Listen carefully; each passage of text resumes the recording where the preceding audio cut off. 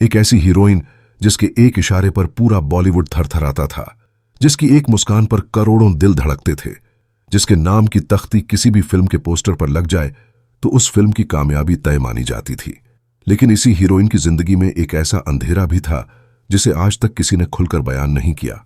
एक ऐसा शख्स जो दुबई में बैठकर पूरे बॉलीवुड की डोर अपने हाथ में थामे हुए था। उसने इस हीरोइन पर अपनी नजर गड़ाई और जब इस हीरोइन ने उसे ना कहा तो रातों रात उसका पूरा करियर तबाह हो गया। लेकिन कहानी यहीं खत्म नहीं होती, क्योंकि उस डॉन को नहीं पता था कि महाराष्ट्र में एक शेर बैठा है, एक ऐसा शेर जिसके दहाड़ने पर बड़े से बड़े डॉन की भी घिघी बंध जाती थी। यह कहानी है बॉलीवुड की धक धक गर्ल की। यह कहानी है माधुरी दीक्षित की। दोस्तों, बॉलीवुड में कुछ नाम ऐसे होते हैं जो सिर्फ नाम नहीं रहते बल्कि एक पूरे दौर की पहचान बन जाते हैं। माधुरी दीक्षित एक ऐसा ही नाम है। 80 और 90 के दशक में जब माधुरी दीक्षित किसी फिल्म में होती थीं, तो उस फिल्म की कामयाबी लगभग तय मानी जाती थी। उन्हें बॉलीवुड की लेडी अमिताभ बच्चन तक कहा जाने लगा था। एक वक्त ऐसा भी आया जब नई उम्र की लड़कियां खुद को माधुरी दीक्षित की तरह देखने लगी थीं। उनके इसी जादू को लेकर एक फिल्म भी बनी जिसका नाम था मैं माधुरी दीक्षित बनना चाहती हूं। लेकिन इस चमकदार दुनिया के पीछे एक ऐसी दास्तान छुपी थी जो बेहद दर्दनाक थी। एक ऐसी दास्तान जो सफलता, दर्द, मजबूरी और हिम्मत से भरी हुई थी। 15 मई 1967 को महाराष्ट्र के एक मराठी परिवार में एक बच्ची ने जन्म लिया। उसके पिता का नाम था शंकर दीक्षित और माता का नाम था स्नेहलता दीक्षित। घर का माहौल सादा था, संस्कार गहरे थे। बचपन से इस बच्ची के मन में एक सपना था, डॉक्टर बनने का। डिवाइन चिल्ड्रन हाई स्कूल में पढ़ाई शुरू हुई और आगे चलकर मुंबई यूनिवर्सिटी से ग्रेजुएशन भी किया। लेकिन किताबों के साथ साथ उनके पैर एक अलग ही ताल पर थिरकते थे। नृत्य का ऐसा जुनून था कि उन्होंने पूरे 8 साल तक इंडियन क्लासिकल डांस कथक की बाकायदा ट्रेनिंग ली। स्कूल के कंपटीशन में जब वह परफॉर्म करती थीं, तो लोग देखते ही रह जाते थे। यही वह पल था जब ग्लैमर की दुनिया ने उन्हें अपनी तरफ खींचना शुरू किया। मात्र 17 साल की उम्र में माधुरी दीक्षित ने 1984 में राजश्री प्रोडक्शन की फिल्म अबोध के लिए ऑडिशन दिया। उनकी बहन ने उन्हें इस ऑडिशन के लिए प्रेरित किया था। काम मिल गया, लेकिन घर में तूफान आ गया। परिवार का कहना था कि भले घर की लड़कियां फिल्मों में काम नहीं करती, लेकिन माधुरी अपनी जिद पर डटी रहीं और आखिरकार परिवार को झुकना पड़ा। इसी साल एक टीवी सीरियल मुंबई मेरी है के लिए भी उन्होंने ऑडिशन दिया और सिलेक्ट भी हो गईं। लेकिन दूरदर्शन ने पहला एपिसोड देखने के बाद उसे खरीदने से साफ मना कर दिया। यह माधुरी के लिए पहली ठोकर थी, लेकिन आखिरी नहीं। अगले कई साल माधुरी दीक्षित के लिए संघर्ष की आग में जलते हुए गुजरे। 1985 में राजेश खन्ना की आवारा बाप, 1986 में स्वाति, फिर दयावान, प्रेम प्रतिज्ञा, वर्दी इलाका, मुजरिम, एक के बाद एक फिल्में आईं और एक के बाद एक डूबती चली गईं। अनिल कपूर के साथ हिफाजत आई, जैकी श्रॉफ और रजनीकांत के साथ उत्तर दक्षिण आई, लेकिन दोनों फ्लॉप। माधुरी में हीरोइन बनने का पूरा हुनर था, पूरी काबिलियत थी, लेकिन एक बड़ी हिट की जरूरत थी जो उनकी किस्मत का बंद दरवाजा खोल दे। और तब माधुरी दीक्षित ने एक ऐसा फैसला किया जो उनके लिए आसान नहीं था। फिल्म दयावान में उन्होंने अपने से 30 साल बड़े हीरो विनोद खन्ना के साथ काम किया। इस फिल्म में कुछ ऐसे साहसी दृश्य भी थे जिन्होंने उस दौर के दर्शकों को हिला दिया। लोग उन्हें भला बुरा भी कहने लगे, लेकिन दीवाने उसी रफ्तार से बढ़ते चले गए। इसके बाद माधुरी को एक और धक्का लगा। फिल्म प्रेम प्रतिज्ञा की शूटिंग के दौरान एक ऐसा हादसा हुआ जिसने माधुरी को अंदर तक तोड़ दिया। फिल्म में एक जबरदस्ती वाला दृश्य फिल्माया जाना था। बताया जाता है कि उस दृश्य के दौरान सामने वाले अभिनेता ने अपनी सारी हदें पार कर दी। माधुरी उस रात सारे वक्त रोती रहीं। उन्होंने तय कर लिया कि अब वह किसी को भी खुद के करीब आने का मौका नहीं देंगी, लेकिन किस्मत को कुछ और ही मंजूर था। और फिर आई वह फिल्म जिसने माधुरी दीक्षित की पूरी जिंदगी बदल दी। 1988 में आई फिल्म तेजाब। अनिल कपूर के साथ माधुरी का यह जोड़ा पर्दे पर जादू बन गया। 1 2 3 गाने ने पूरे हिंदुस्तान को दीवाना कर दिया। सिनेमा घरों में भीड़ उमड़ पड़ी और इसी कामयाबी के साथ माधुरी दीक्षित नाम का सितारा बॉलीवुड के आसमान पर जगमगाने लगा। इसके बाद माधुरी को पता चला कि सुभाष घई फिल्म राम लखन बना रहे हैं। माधुरी ने खुद पहल की, अपने मैनेजर के जरिए सुभाष घई से मिलने पहुंची। सुभाष घई उन्हें अपने फार्म हाउस ले गए। सारी रात स्क्रिप्ट पर चर्चा होती रही। सुबह तक माधुरी दीक्षित के हाथ में राम लखन का रोल था। बॉलीवुड में यह बात मशहूर थी कि सुभाष घई हर नई हीरोइन के साथ इसी तरह रात भर स्क्रिप्ट डिस्कशन किया करते थे। Ram Lakhan super duper hit रही। 1989 में माधुरी की 8 फिल्में रिलीज हुईं। 1990 में थानेदार, दिल, जमाई राजा, किशन कन्हैया, सैलाब जैसी फिल्में आईं। अनिल कपूर के साथ फिल्म बेटा में धक धक करने लगा। गाने ने उन्हें धक धक गर्ल का खिताब दिला दिया, जो आज भी उनकी पहचान है। आमिर खान के साथ आई फिल्म दिल ने उन्हें फिल्म फेयर का सर्वश्रेष्ठ अभिनेत्री का पुरस्कार दिलाया। माधुरी दीक्षित अब बॉलीवुड की सबसे चमकती हुई हीरोइन बन चुकी थीं, लेकिन पर्दे पर जिंदगी जितनी रोशन थी, पर्दे के पीछे उतनी ही उलझी हुई थी। फिल्म साजन के दौरान माधुरी दीक्षित की जिंदगी में संजय दत्त की एंट्री हुई। संजय दत्त पहले से शादीशुदा थे, लेकिन दोनों के बीच प्यार का सिलसिला शुरू हो गया। यह सिलसिला काफी लंबे समय तक चला।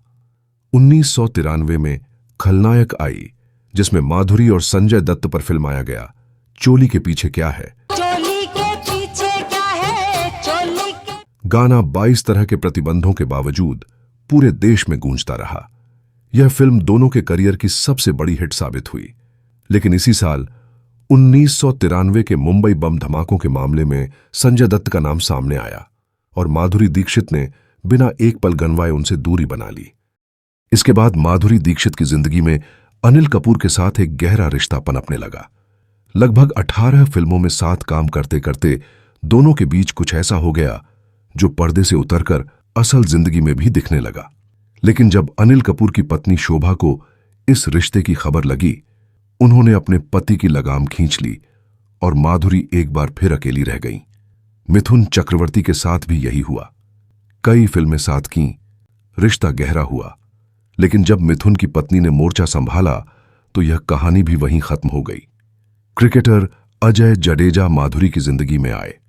दोनों ने शादी की बातें भी कीं, लेकिन अजय जडेजा की रॉयल फैमिली ने माधुरी को कभी स्वीकार नहीं किया।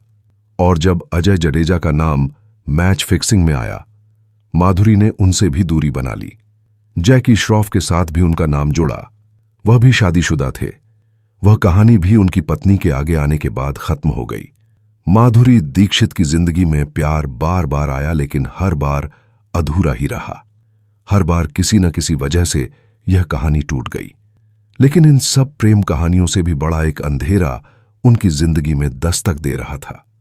एक ऐसा अंधेरा जिसके बारे में जानकर आपकी भी रूह कांप जाएगी। अब बात करते हैं उस सच्चाई की जिसे बॉलीवुड ने हमेशा अपने सीने में दफन रखा। जब माधुरी दीक्षित बॉलीवुड में सफलता की सीढ़ियां चढ़ रही थीं, उसी दौरान मुंबई के अंडरवर्ल्ड की पकड़ बॉलीवुड पर बेहद मजबूत होती जा रही थी। उस दौर का सबसे खतरनाक और सबसे दहशतनाक नाम था दाऊद इब्राहिम। दुबई में बैठकर वह पूरी हिंदी फिल्म इंडस्ट्री की डोर अपने हाथ में थामे हुए था। वह दुबई में बड़ी बड़ी पार्टियों का आयोजन करता था। इन पार्टियों में बॉलीवुड के बड़े से बड़े सितारों को बुलाया जाता था और इस बुलावे को ठुकराने की हिम्मत किसी में नहीं थी, चाहे वह शाहरुख खान हो, सलमान खान हो या कोई भी बड़ी हीरोइन। जो बुलावा आया उसे स्वीकार करना ही होता था। यह बॉलीवुड का अलिखित कानून बन चुका था।